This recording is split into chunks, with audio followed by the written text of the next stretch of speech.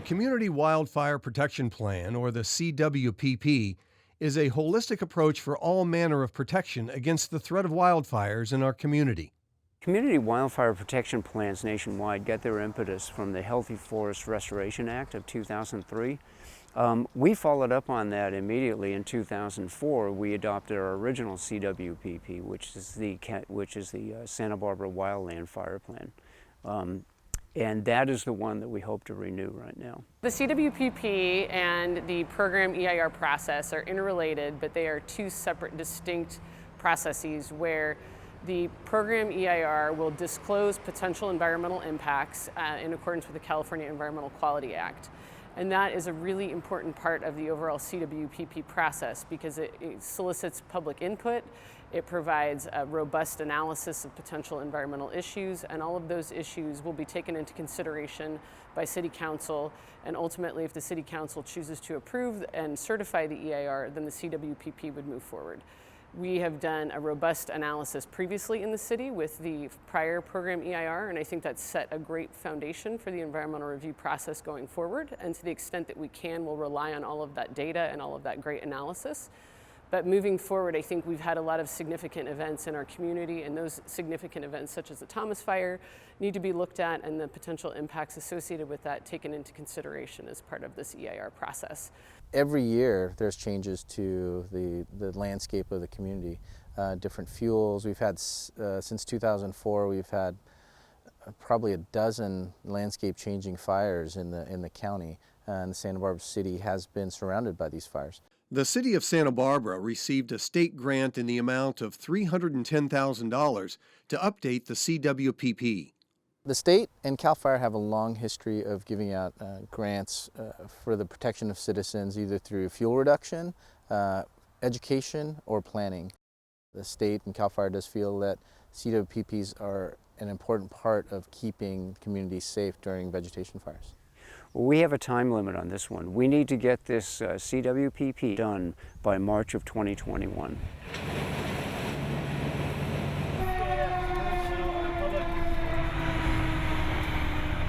Updating the CWPP may help the city receive other state grants for different projects.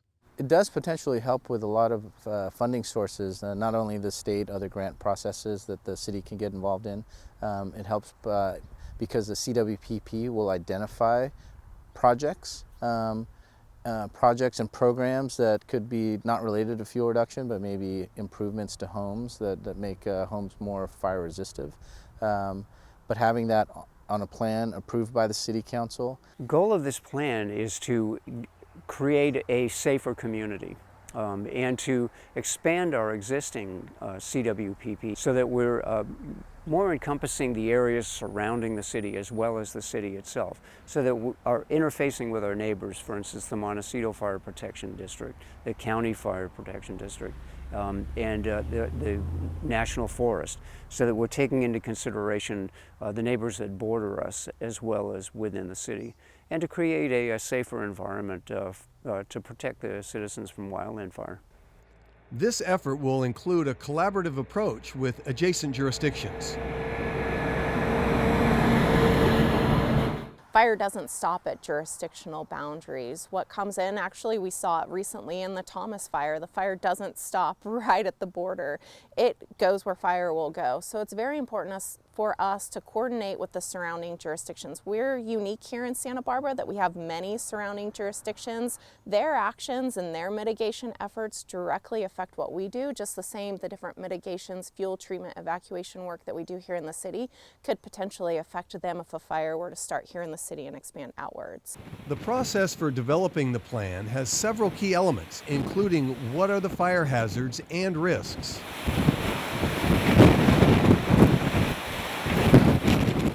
Some of the key elements that we're going to be looking at in developing this community wildfire protection plan are specifically what our hazards and our risks are here in the city.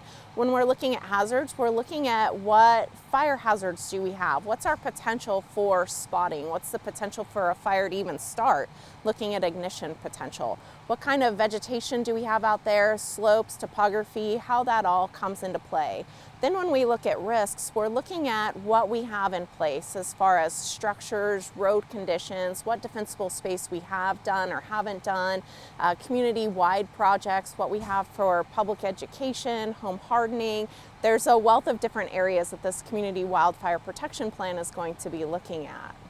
Successful mitigation strategies include looking at larger vegetative management areas outside of defensible space, where fuels treatment in effect slows down the spread of wildfires. One example of this goes back to about 10 years ago during the Tea Fire. We had just started a large project up at what was St. Mary's Seminary up off of Los Canoas Road. It was a 20-acre vegetation management project area.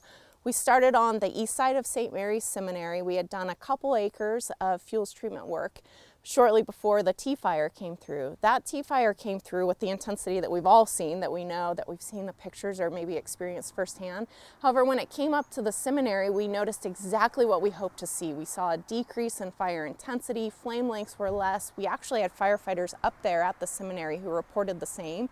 And while conditions were untenable in many areas, and while it wasn't comfortable up there, they were able to stay and make a stand and protect that seminary. Many city departments will be involved so that in the future, the departments can look to the policies to work together and carry out the goals of the plan. Other city departments, in fact, almost every other city department will be involved in developing this plan. For example, we will incorporate the police department as they're one of the primary departments that help us with evacuation in times of a fire. We're going to be working with Public Works as we look at those evacuation routes, as we look at road closures, as we look at existing systems for things such as bridges. We'll also look at Parks and Recreation. A number of our vegetation management areas and large open spaces are the number of parks that we have throughout the city. So those all play an important factor when putting together this community-wide plan. Wildfire, please drive to Foothill Road and make a right turn to Alomar Road. Then proceed to the Earl Warren Showgrounds. Coordination of the different departments in the city is ongoing when we're looking at our threat from wildland fire. We will be working together as we develop this plan, but through the future, we'll also be working closely to look at the different policies and actions that were identified in the plan and how we can consistently work together to achieve those different policies and actions. An example is the Firescape Garden, where we're standing right now. The efforts to maintain this Firescape Garden as an example for the city and the residents of defensible space is the culmination of the work from many different departments. The fire department, of course, but we also work very closely with Public Works and Water Resources to ensure that the plants that we have here are not invasive species, that they're drought tolerant, so that the messages that the various departments are trying to get out throughout the city are consistent with the message for mitigating our wildfire threat that we have here in the fire department. In the coming months, the fire department will be holding workshops to get input from the community. There is an education component to every CWPP, and it starts with the component where we basically daylight what we're doing with this creation of the CWPP with stakeholder meetings and public meetings.